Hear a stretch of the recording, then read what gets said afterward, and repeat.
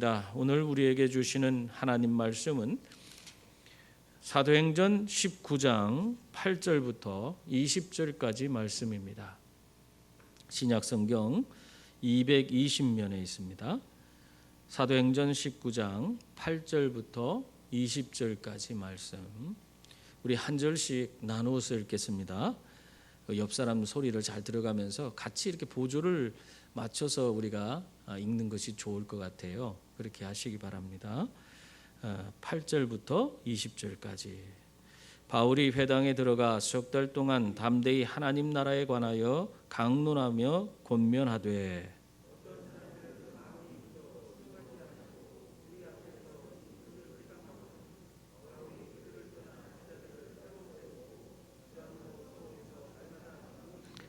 두 해 동안 이같이 하니 아시아에 사는 자는 유대인이나 헬라인이나 다 주의 말씀을 듣더라.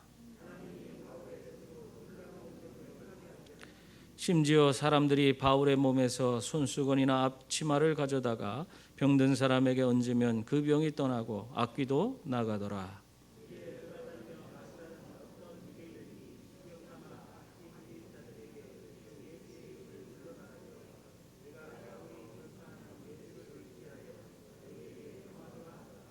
유대의 한 제사장 스게와의 7 아들도 이 일을 행하더니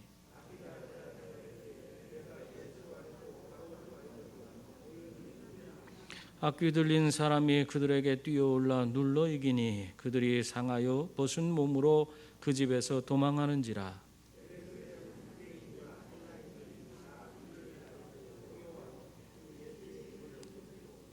믿은 사람들이 많이 와서 자복하여 행한 일을 알리며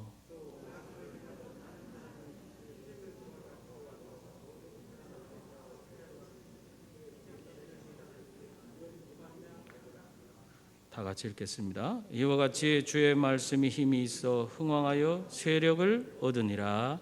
아멘. 2차 전도여행 당시에 바울은 이 아시아 지역의 복음을 전하길 원했어요. 특별히 이 에베소에 대한 관심을 많이 가지고 있었던 것 같습니다.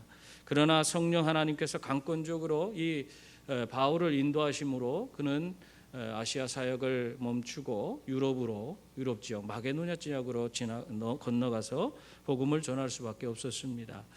아마 그러한 일을 겪게 되면 우리들은 좀 내가 거기서 조금 더 했으면 좋겠는데 하면서 그냥 그렇게 하지 못한 것에 대한 아쉬움이 좀 많이 남을 거라고 생각이 듭니다. 그게 우리들의 마음이에요.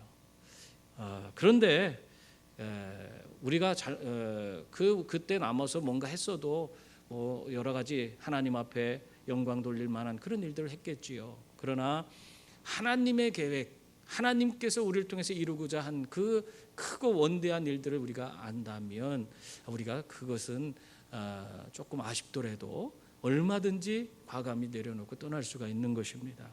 하나님은 이미 이 바울을 2차 전도 여행을 통해서 에베소를 담을 만한 그릇을 준비하신 거예요. 그래서 이 3차 전도 여행이 시작되면서 바울은 그 갈라디아 지역과 그 북쪽 지역을 다 다니고 와서 에베소에 당도하게 되는데, 이 에베소, 그동안 바울이 관심을 갖고 있던 이 에베소 지역을 여기서 하나님의 복음을 전할 때에 그곳에서 바울은 장기간 동안 하나님이 계획하신 그 여러 가지 일들을 그곳에서 할 수가 있었습니다. 그래서 오히려 그냥 스쳐 지나가는 것처럼 사역하는 그런 지역과는 달리 이곳에서는 정말 3년이나 되는 긴 시간 동안 열심히 정말 훌륭히 제자들을 길러낼 수 있는, 그리고 그것으로 말미암아 선한 영향력을 그 지역 사회와 그 이웃에 있는 여러 지역에까지 미칠 수 있는 그런 일들을 펼쳐나가게 되었습니다. 그것은 다 이미 2차 전도여행 이런 과정을 통해서 바울이 그러한 사역을 감당할 수 있을 만한 그릇이 예비됐기 때문에 그렇게 할 수가 있었던 거예요. 이렇게 하나님은 하나님의 때에 이 바울이 에베소에서 쓰임받기를 원하셨던 것입니다. 그랬기 때문에 이것에 순종하면은 어떻게 돼요?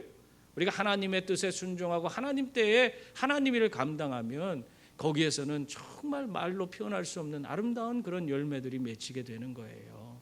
내가 내 힘과 내 노력으로 내가 원하는 곳에 가서 하는 것보다 더 수십 배, 수백 배 더 엄청난 열매들을 맺을 수 있는 것입니다.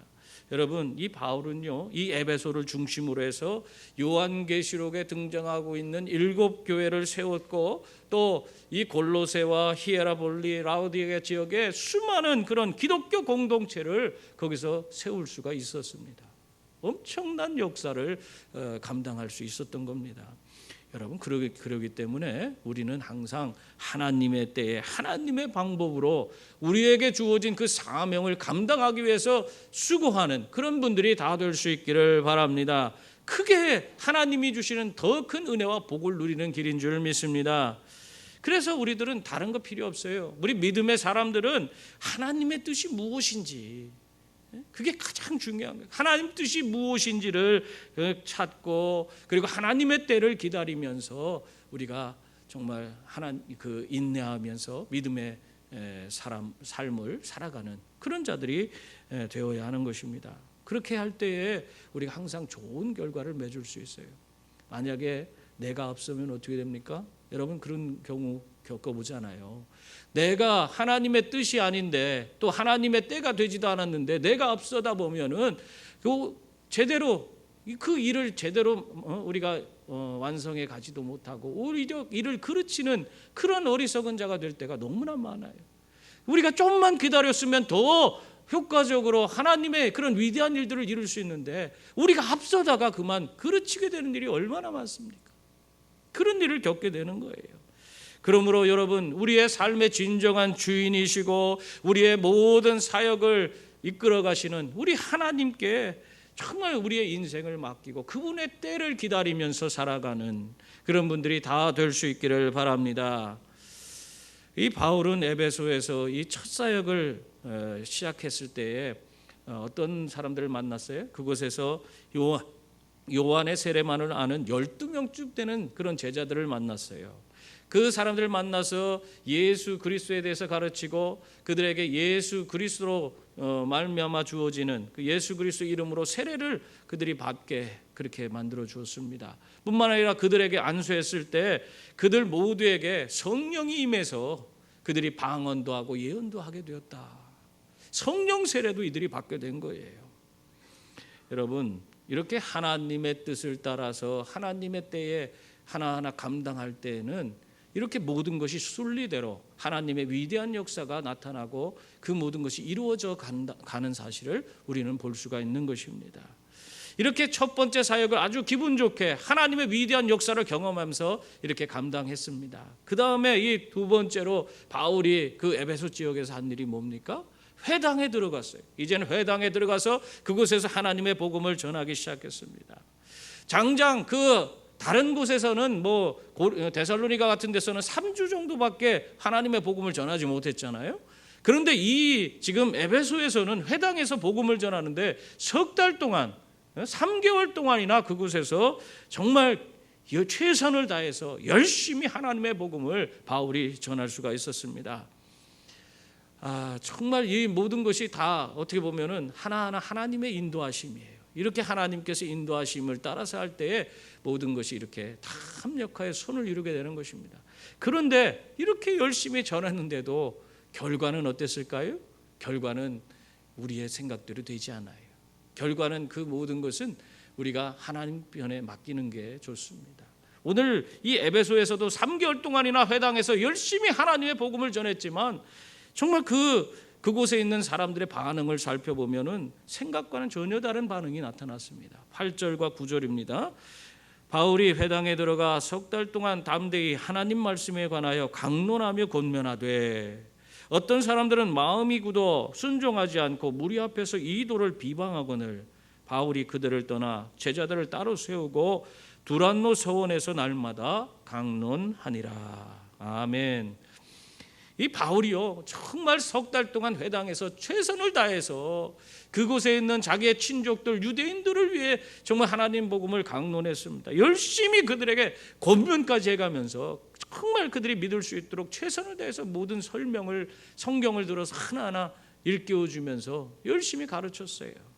그런데 그 바울의 복음을 바울이 전하는 복음을 들은 그 회당에 있는 사람들의 태도는, 그 반응은 별로 좋은 반응이 아니었어요. 좀 탐탁지 않은 그런 반응이 나타났습니다. 왜냐하면 바울이 전하는 그런 하나님 나라에 대한 이 복음은 다른 게 아니에요.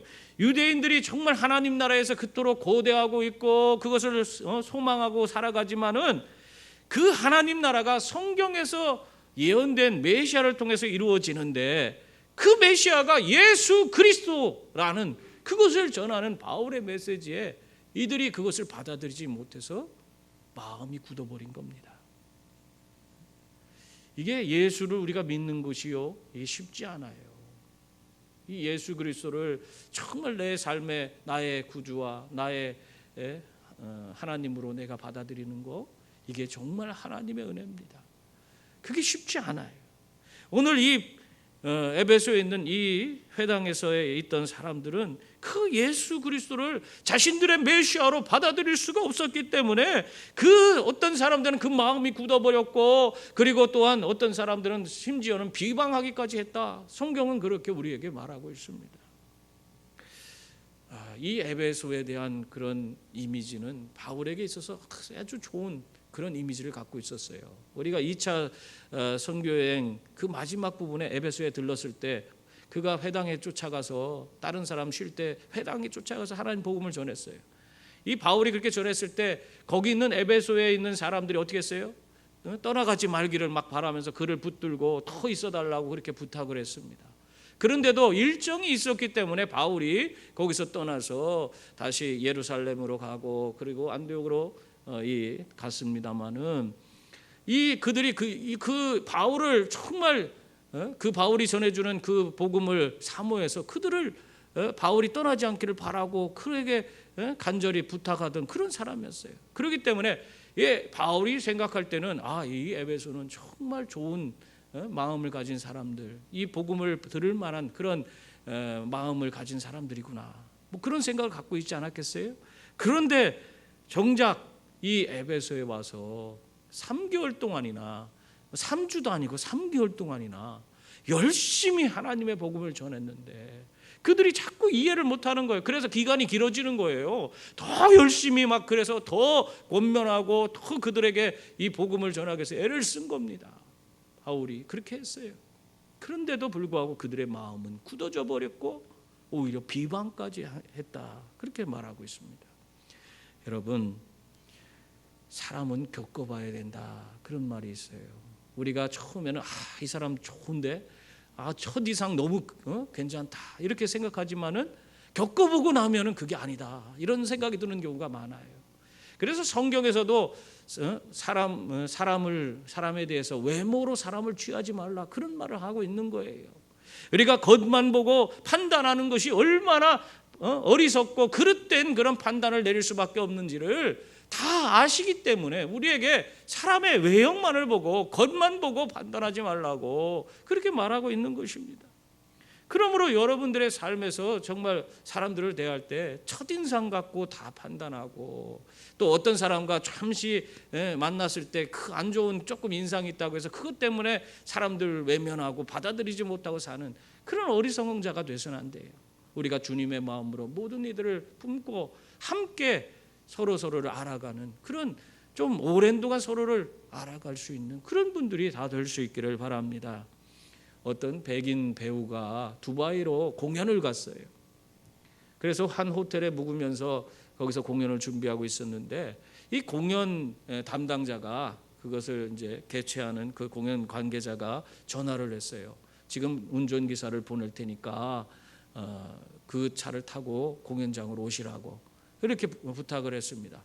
그래서 이 사람이 급히 서둘러서 옷을 차려입고 공연 준비를 해갖고는 그 사람이 로비로 나갔어요. 나갔더니 자 둘레를 이렇게 두리번 하고 있으니까 저쪽 한편에 인도 사람이 두리번 하고 있는 거예요. 인도 남자 한 사람이. 그래서 저 사람이 운전기사일 것 같다, 그렇게 생각을 하고는 그에게 다가갔어요. 다가가서는 혹시 운전기사분이 맞습니까? 그렇게 물었어요. 그랬더니 이 사람이 가만히 있다가 대답을 하는데, 그 대답을 듣고 이 배우가 깜짝 놀랐어요. 자기는 이 사람이 운전기사라고 생각했는데 인도 사람은 그 정도 운전기사 정도 하면 딱 맞다고 생각하기 때문에 인도 사람을 보는 순간 운전기사라고 생각하고 가서 운전기사냐고 물어봤는데 그 사람이 대답하기를 나는 이 호텔의 주인입니다. 그렇게 얘기하는 거였어요. 그래서 너무 부끄럽고 창피해서 또 미안하고 죄송하잖아요. 자기가 선입견을 갖고 그 사람을 대했다는 게. 그래서 정말 그 실수 때문에 참 난감했다 그런 얘기를 하는 걸 들었어요. 여러분, 우리가 선입견이나 편견을 가지고 사람을 대하면 이렇게 실수할 수밖에 없는 겁니다. 그러므로 항상 내 삶에 정말 있는 모든 사람들을 편견 없이 대할 수 있는 그런 분들이 다 될 수 있기를 바랍니다. 이 바울이 전한 하나님 나라 복음에 모든 사람들이 다 그것을 가지고 마음이 굳어지고 비방했던 건 아니에요. 일부는 그렇게 그런 마음을 갖지 않고 그걸 받아들이는 사람도 있었을 겁니다.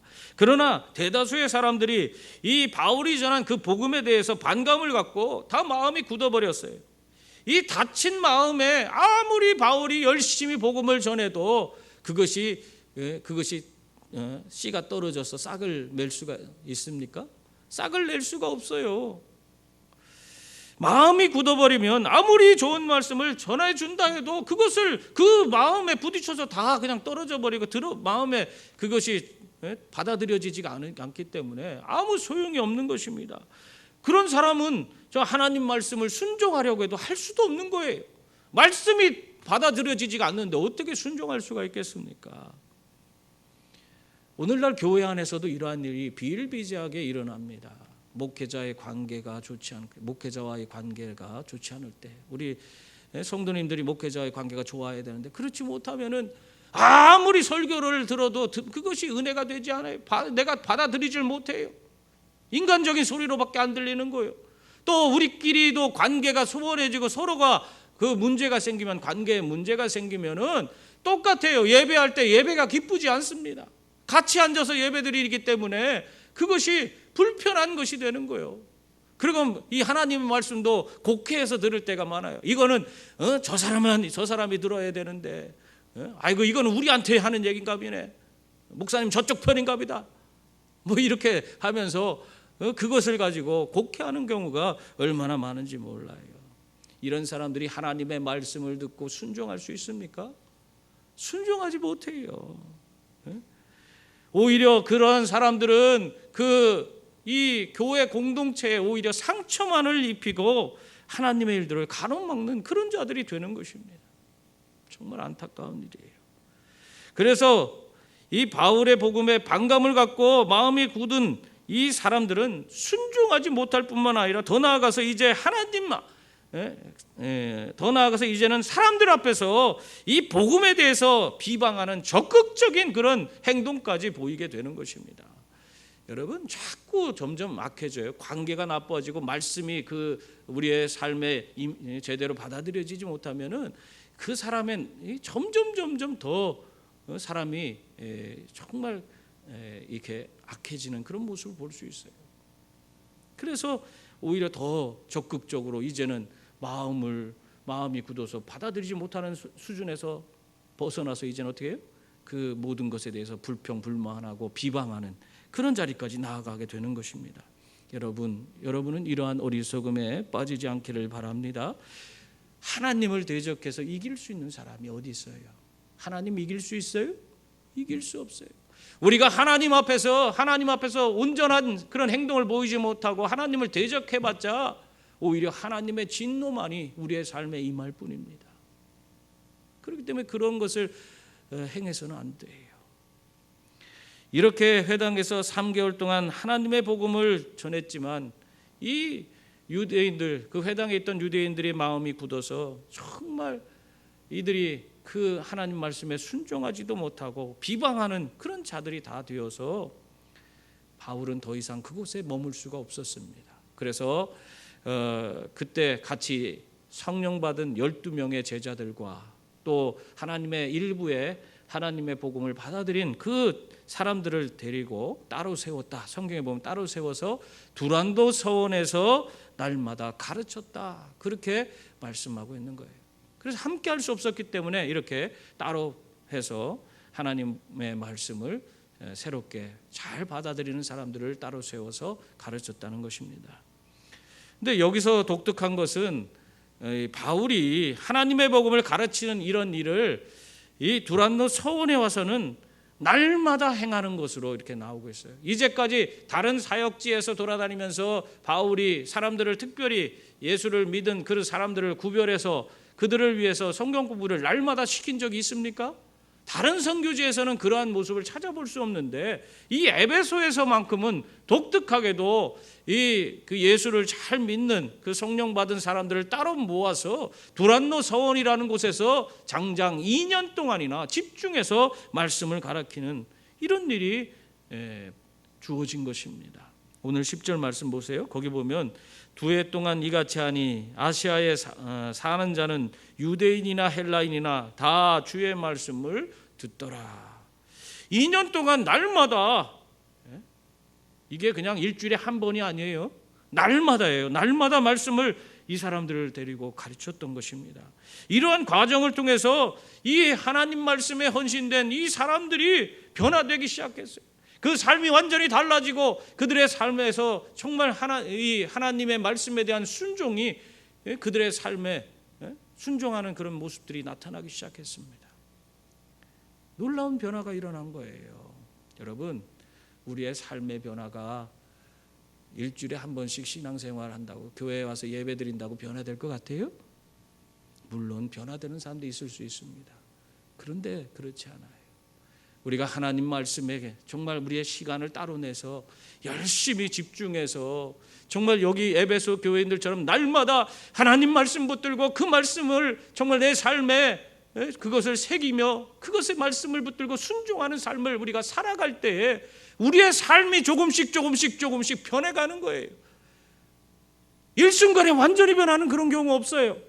우리의 삶이 이렇게 해서 변화되는 거예요. 그럴 때 우리의 삶을 통해서 하나님의 선한 영향력이 이 땅에 흘러가는 것입니다. 그런데 하나님 앞에서 내가 헌신하지 않고 시간 내서 정말 하나님 말씀을 배우고 익히고 훈련받고 하는 일에 내가 헌신하지 않으면서 내가 변화되겠다? 어림없어요. 변화되지 않습니다. 이 에베소 교회에서 이 두란노 서원에서 바울이 2년 동안 이 12명의 성령 받은 사람들과 또 해당해서 예수 그리스도의 복음을 믿은 사람들을 데리고 이렇게 날마다 가르쳤을 때에 이들이 변화됐는데 그 변화로 인해서 그들의 삶을 통해서 선한 영향력이 세상에 흘러가는데 거기 보면요, 아시아에 사는 유대인이나 헬라인에게 미쳐서 다 주의 말씀을 듣게 만들었다. 그렇게 기록하고 있어요. 놀라운 일 아닙니까? 이들이 나가서 무슨 그 말씀을 배웠다고 해서 가서 전도한 것이 아니에요. 날마다 가서 전도한 것이 아니라니까요. 날마다 그냥 말씀을 배우고 그 말씀에 순종하는 삶을 그들이 살았더니 그 선한 영향력이 그 사람들의 삶에서 나타나서 그들이 변화되는 그 모습을 바라보는 사람마다 예수 그리스도의 그 복음을 듣고자 했고 여기 있는 이 아시아에 사는 모든 사람들이 그 사람들만 생각하면은 그들을 바꾸고 변화시킨 그 주님에 대해서 관심을 갖고 그 복음을 듣게 됐다 하는 것입니다. 여러분, 아무것도 안 했어도 그들의 삶으로 하나님의 복음이 전파된 거예요. 우리가 변화되지 않으면 우리가 아무리 입으로 가서 전도해봤자 전도가 되지 않습니다. 내가 말씀 안에서 온전히 내 삶이 변화되면 선한 영향력이 내 삶을 통해서 이 땅에 흘러가서 정말 수많은 자들에게 그들에게 예수 그리스도 그 복음으로 나아올 수 있는 그 길을 열어주는 것입니다. 여러분, 주님의 제자로서 세상에 선한 영향력을 끼치며 살기를 원하십니까? 그렇다면 여러분이 세상에 쏟는 그 시간들을 어느 정도 내려놓고 그 시간을 정말 내 삶에서 끊어내야 돼요. 세상적인 많은 부분들을 끊어내야 돼요. 그리고 나서 말씀에 집중할 수 있기를 바랍니다. 말씀을 연구하고 그 말씀을 배우고 훈련받는 일에 여러분이 힘을 쏟을 수 있는 그런 분들이 다 될 수 있기를 바랍니다. 적당히 해서 변화되는 거 없어요. 여러분 지금 생각해 보세요. 내가 10년 신앙생활 했습니까? 아니면 20년 했습니까? 30년 했습니까? 30년 해도 변화되지 않아요. 집사가 되고 권사가 돼도 변화되지 않아요. 장로가 됐다 변화됩니까? 변화되지 않아요. 내 세상적인 그런 부분을 내가 끊고 내가 하나님 앞에 말씀으로 집중하고 그 말씀에 의해서 변화되지 않으면 그러면 그 삶의 능력이 나타나지 않아요. 그리스도인의 그 삶을 제대로 살아갈 수가 없는 겁니다.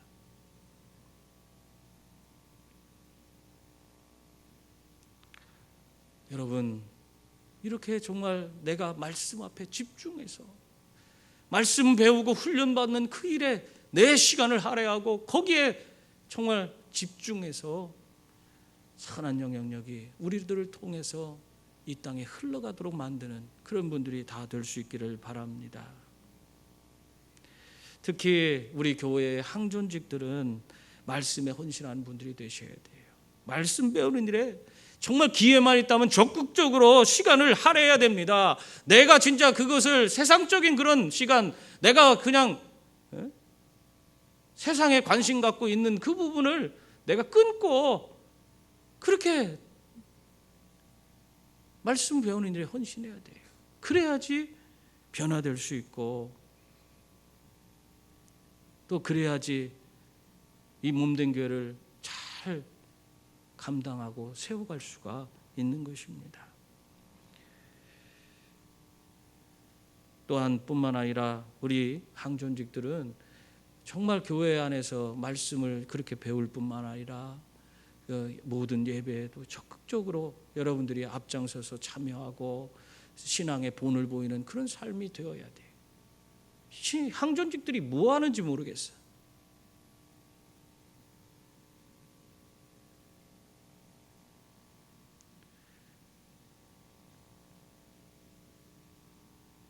이런 모든 과정에 내가 하나님 말씀에 순종하고 예배에 정말 우리가 열심을 낼 때에 그런 과정을 통해서 우리가 하나님 앞에 진정 순종의 삶을 살아가는 법을 배우는 거예요.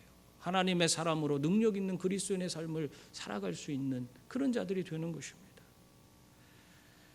두란노 서원에서 2년간 훈련을 받은 제자들처럼 여러분 모두가 정말 집중적으로 말씀을 배우고 예배에 참석할 수 있기를 바랍니다. 그래서 변화된 그런 삶을 통해 세상을 바꾸고 변화시키는, 세상에 선한 영향력을 끼치는 그런 귀한 분들이 다 될 수 있기를 바랍니다. 바울이 이렇게 두란노 서원에서 말씀 사역에 집중하자 이 하나님이요 이렇게 그들의 삶의 모습을 통해서 복음이 전파될 수 있도록 만들어 주실 뿐만 아니라 또 한편으로는요 이 하나님께서 이 바울에게 놀라운 능력도 주셨습니다. 무슨 능력이에요? 11절 12절 보세요. 한번 다 같이 읽어볼까요? 하나님이 바울의 손으로 놀라운 능력을 행하게 하시니 심지어 사람들이 바울의 몸에서 손수건이나 앞치마를 가져다가 병든 사람에게 얹으면 그 병이 떠나고 악귀도 나가더라. 아멘. 하나님은 바울에게 어떤 능력을 줬어요? 치유의 능력을 줬어요. 이렇게 말씀에 집중하고 말씀 사역에 집중하는 그 사람들을 통해서 복음이 전파되게 만들더니 그들의 선한 영향력으로 복음이 전파되게 만들더니 그것뿐만 아니라 치유의 은혜까지도 더해줬다. 이 치유의 능력이 얼마나 컸던지 바울의 몸에 있는 그런 손수건이나 앞치마를 가져다가 그것을 가지고 병든 자에게 얹거나 얹으면은 그 병이 떠나고 귀신들도 다 도망가는 그런 역사가 나타난 것입니다. 이 두란노 서원의 말씀 사역이 이러한 역사를 이루게끔 만들었다는 것입니다. 그래서 우리 교회가 정말 하나님의 위대한 능력에 사로잡혀서 하나님의 일들을 감당하길 원한다면 우리 교회도 또한 이런 말씀 사역에 집중해야 한다는 것을 우리에게 이렇게 보여주고 있는 것입니다. 특별히 목회자들은 열심으로 말씀을 연구하고 가르칠 뿐만 아니라 또 교인들은 말씀을 배우고 익히는 일에 최선을 다하는 그런 모습이 보여야 하는 것이에요. 그럴 때 이 교회를 통해서 하나님의 위대한 역사가 나타나고 이 땅이 새로워지는 그런 역사가 나타나게 되는 것입니다. 이러한 하나님의 능력이 바울에게 나타나자 이것이 에베소 사람들에게 굉장히 큰 그런 영향을 준 것 같습니다. 오늘 말씀해 보면은 참 이 바울의 그런 치유의 능력을 사모해서 이 에베소에 있는 마수라는 유대인, 이 마수라는 유대인은 우리말로 이렇게 해놨지만은 무당을 가리키는 거예요. 무당. 우리나라 말로 하면서 더 쉽게 하면 무당입니다. 이 무당들고 또 유대의 한 제사장 스게와의 일곱 아들이었는데 이 스게와 이 제사장이 우리가 옛날 하나님의 성전에서 제사를 지내던 제사장이 아니고요, 무당 중에 가장 권세 있는 그런 능력을 나타내던 그런 무당을 얘기하는 거예요. 이 스게와라는 무당이 있었어요. 유대교에서 그 사람을 대제사장으로 치는 거예요. 무당을 하나님의 성전에서 예배드리던 그 제사장을 얘기하는 게 아니고, 그러니까 유대교가 얼마나 이렇게 혼잡해졌는지 타락했는지를 보여주는 모습이에요. 이런 사람들이, 이 무당들이 이 완전히 어떻게 하고 있어요? 오늘 말씀해 보면 예수를 믿지 않으면서도 내가 바울이 전파하는 그 예수의 이름으로 너희에게 명한다 그러면서 귀신을 쫓아내는 그 일을 행했다는 것이에요. 자기들은 믿지도 않으면서 예수의 이름으로 귀신을 내쫓는 그런 행위를 했다는 것입니다. 여러분, 이러한 행위는요, 솔로몬 시대까지 거슬러 올라갑니다. 솔로몬 시대에 그때 당시에 있었던 무당들이요, 그들이 이 축기를 하면서 귀신을 쫓아내면서 이 솔로몬의 이름으로 축기를 했더니 귀신이 쫓아나가는 그런 경험을 갖게 됐어요. 그래갖고는 이 사람들이 그것이 다 무당들 사이에 소문이 나서 솔로몬의 이름으로 아니면 위대한 신앙인의 이름으로 축기를 하면 귀신들이 떠나간다 하는 그런 것이 이게 전통적으로 내려오고 있었던 거예요. 무당에게서. 그래서 이 지금 오늘 에베소에서 이 마수라는 그 유대인들, 이 무당들이 그 방법을 알고 있었던 거예요. 솔로몬 시대부터 내려오던 방법을 알고 있어갖고 옳거니 예수 그리스도의 이름, 그 이름을 빌어서 귀신을 쫓아내면 되겠구나 이렇게 생각을 하고 있는 것입니다. 그런데 이들이 그렇게 예수의 이름을 빙자해서 그들이 축기를 했을 때, 귀신을 쫓아냈을 때 어떤 일이 벌어졌어요? 15절 16절 보세요. 악기가 대답하여 이르되 내가 예수도 알고 바울도 알거니와 너희는 누구냐 하며 악기 들린 사람이 그들에게 뛰어올라 눌러 이기니 그들이 상하여 벗은 몸으로 그 집에서 도망하는지라. 이 악귀가요, 예수님에 대해서 다 알고 있어요. 여기 성경 원어로 보면 그 사람이 어떤 분이신지, 그분이 왜 이곳에 왔는지 그분의 모든 속속들이 아는 그런 안다라는 표현으로 되어 있어요. 그리고 바울, 그를 예수 그리스도의 복음을 전하는 바울, 그도 아는데 너희는 누구냐? 이 말은 뭐예요? 예수님과 아무런 관계도 없는 이 너희 마수라는 유대인, 그 스게와의 아들들에 대해서 너희들은 뭐 누구냐? 가짠타는 거죠. 한마디로 그들을 조롱하듯이 너희들은 누구냐? 그렇게 얘기하면서 오히려 귀신 들린 사람으로 하여금 이 사람들을 덮치게 갖고는, 이 무당들을 덮치게 해서 그들의 몸을 상하게 하고 막 그렇게 했어요. 눌러서 막 제압을 해버리니까 이 사람들이 놀래서 그냥 옷을 다 벗은 채로 도망갔다. 성경은 그렇게 이야기하고 있는 것입니다. 다시 말하면 예수의 이름을 빙자해서 이 귀신을 쫓아내려 하다가 오히려 귀신은 쫓아내지 못하고 망신만 당한 거예요. 여러분, 예수님의 이름에는 권세가 있는 줄 믿습니다. 그러나 아무나 그 권세를 사용할 수 있는 게 아니에요. 아무나 그 권세를 사용하는 게 아니에요. 예수를 믿고 구원받은 성도들만 예수 그리스도의 이름에 그 권세를 사용하는 줄 믿습니다. 예수하고 관계없는, 예수 믿지도 않는 사람들이 예수 그리스도의 이름의 권세를 사용할 수 없어요. 예수를 따르고 예수님을 그 삶의 주인으로 모신 사람들, 예수님의 제자로서 삶을 살아가는 그 사람들에게 그 이름의 권세를 주신 겁니다.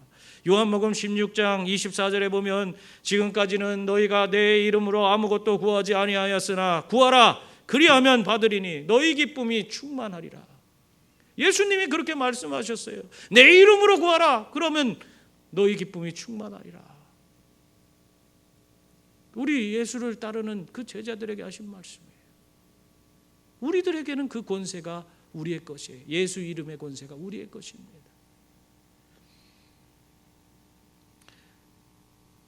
그러므로 여러분, 예수의 이름으로 여러분 귀신을 쫓아내는 분들이 다 될 수 있기를 바랍니다. 또한 예수 그리스도의 이름으로 여러분의 질병이 치유되고 또 삶이 변화되는 그런 역사가 나타나기를 바랍니다. 그것이 우리에게 주어진 권세예요. 예수의 이름의 권세를 사용해서 그것을 하라고 주님이 말씀하고 있는 것입니다. 이 예수의 이름을 빙자해서 귀신을 쫓아내다가 오히려 귀신 들린 사람에게 크게 당한 이 무당들의 이야기가 에베소 전역에 다 퍼졌어요. 에베소에 사는 유대인이나 헬라인이나 다 이 일을 알았다. 성경은 그렇게 이야기를 하고 있습니다. 그들이 이 사건을 아는 데만 그친 것이 아니라 이 사건으로 말미암아 예수 그리스도의 권세가 얼마나 크고 위대한 것인지 다 알게 됐어요. 그래서 그 사람들, 에베소 사람들 가운데 영적 대각성이 일어났습니다. 그래서 먼저는 첫 번째는 믿은 사람들이 나와서 자신의 죄를 자복하는 그런 역사가 나타나기 시작했어요. 17절 18절입니다. 에베소에 사는 유대인과 헬라인들이 다 이 일을 알고 두려워하여 주 예수의 이름을 높이고 믿은 사람들이 와서 자복하여 행한 일을 알렸다. 그렇게 말하고 있어요.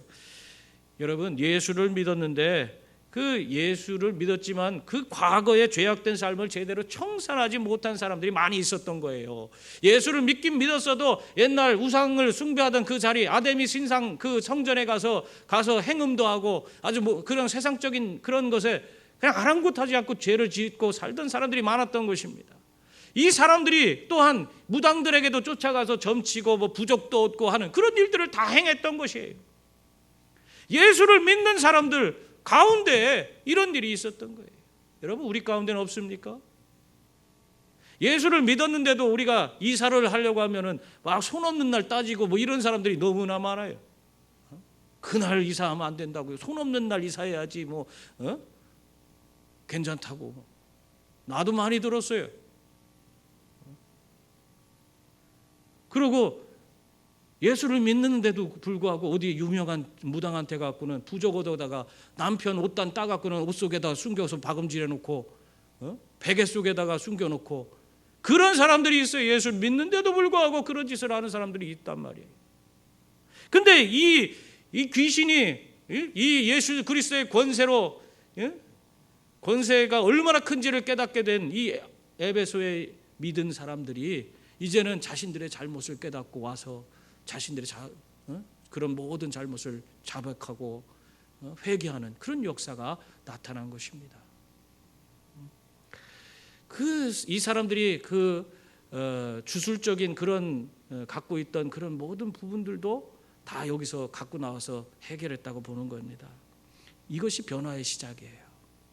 여러분, 혹시 예수를 믿으면서도 내가 아직도 세상적인 것 제대로 끊지 못하고 이런 주술적인 그런 행위들 하고 있는 부분이 있다면 그걸 돌이키셔야 합니다. 만약에 예수를 믿는데도 우리 가운데서 아직도 신주단지 모시고 있는 사람이 있어요?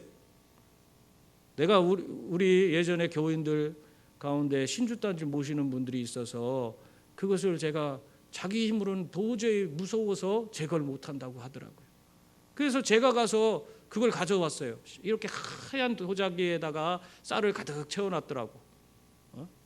그걸 저 위에다가 집에 제일 위쪽에다 안쪽에 이렇게 위에다 올려놔서 그걸 제가 올라가서 그걸 꺼내갖고 갔다가 떡 만들어 먹었어요. 그 쌀 가득 들어갖고 그것다 떡을 만들어 먹었는데 그 무서워서 자기는 못 내리겠다는 거예요. 그리고 예수 믿는데도 집에 부적이 붙어 있거나 또 부적을 갖고 있는데 그것을 제거하지 못해서 불안해서 못하는 사람이 있습니까? 그러면 요청하세요. 제가 가서 다 띄워드릴게. 그러한 모든 내 삶에 정말 내가 하나님의 섬기고 있는 그런 우상단지들을 제거하는 것부터 우리가 시작해야 돼요. 그래야지만이 우리 삶이 변화되는 거예요. 하나님의 은혜와 복을 받을 수 있는 거예요.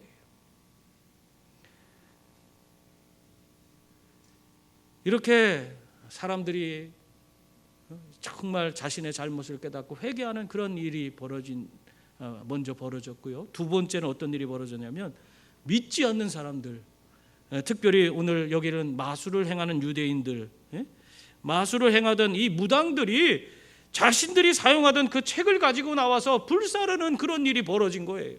이게 엄청난 일이 벌어진 겁니다. 19절 보세요. 거기 보면 또 마술을 행하던 많은 사람이 그 책을 모아가지고 와서 모든 사람 앞에서 불사르니 그 책값을 계산한 즉 은 5만이나 되었더라. 이 5만이나 되었는데 이들이 사용하는 그런 화폐 단위가 드라크마예요. 드라크마. 그들이 1드라크마가 1데나리온과 똑같아요. 그러니까 하루 품삯이에요. 1드라크마가. 그럼 5만 드라크마면은 5만일 동안 돈을 벌어야 돼. 5만일 동안 돈을 벌어서 모을 수 있는 돈이 5만 드라크마 아닙니까? 지금 5만이나 되는 거예요. 이들의 책을 모아서 불살랐는데 그 책값이 5만 드라크마나 되는 5만일이면은 한 사람이 그것을 번다고 하면은 몇 년 걸릴 것 같아요? 계산하니까 137년 걸려요. 137년 동안 한 사람이 벌을 날마다 일해서 벌어야 되는 그 금액을 태운 거예요. 어마어마한 금액이에요. 그러니 이 5만이나 되는 책을 불태운 이 무당들이 마술하는 책을 불태운 이 사건은 에베소 사람들을 다 깜짝 놀라게 한 그런 엄청난 사건이었습니다. 이러한 엄청난 사건이, 이런 회심의 사건이 바울이 두란노 서원에서 2년 동안 집중해서 날마다 하나님의 말씀을 가르쳤을 때 그들의 가운데 하나님이 함께 하시고 역사에서 이런 놀라운 역사들이 나타나게 된 거예요. 그들이 막 가서 어떤 일을 행한 게 없어요. 그것에 대한 기록이 하나도 없잖아요. 오직 그들은 말씀을 2년 동안 배운 것밖에 없어요. 열심을 내서 말씀을 배웠더니 그들 가운데 있는 주님이 그들의 삶에 임하고 그들이 변화돼서 선한 영향력이 그들을 통해서 그 땅에 이렇게 수많은 역사를 이루어가게 된 것입니다. 그러므로 성도님들, 우리들의 삶이 변화되고 정말 이 땅에 하나님의 위대한 역사와 치유의 은혜가 경험되기를 원한다면 하나님의 말씀에 집중할 수 있기를 바랍니다. 말씀을 더욱더 배우고 익히는 일에 여러분이 힘을 쏟을 수 있기를 바랍니다. 날마다 내 시간과 내 물질을 들여서 말씀을 익혀야 돼요. 세상과 양다리를 거치면서 남는 시간에 해야겠다 하는 그런 생각을 가져서는 변화될 수 없습니다. 우리가 제대로 변화된 삶을 살아갈 수가 없어요. 세상에 마음을 두고 있던 부분을 내가 내려놓지 않으면, 그것을 끊어내지 않으면 내가 하나님 앞에 드려질 시간이 없는 거예요. 온전히 드릴 수가 없는 거예요. 변화가 될 수 없는 겁니다. 하나님의 능력을 덧입을 수도 없는 거예요. 여러분, 하나님은 오늘도 여러분들을 통해 이 에베소의 변화처럼 이 지역과 이 나라, 이 민족을 변화시켜 가기를 원하고 있습니다. 영적 각성이 우리들을 통해서 일어나기를 바랍니다.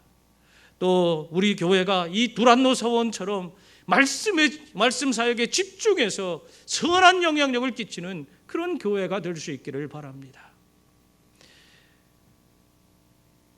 그래서 하나님이 기뻐하시는 것을 위해 정말 우리가 내 욕심 내려놓고 말씀에 집중하고 헌신하는 그런 분들이 다 되셔서 하나님의 위대한 역사를 이루어가는 저와 여러분이 다 될 수 있기를 주님의 이름으로 축원합니다.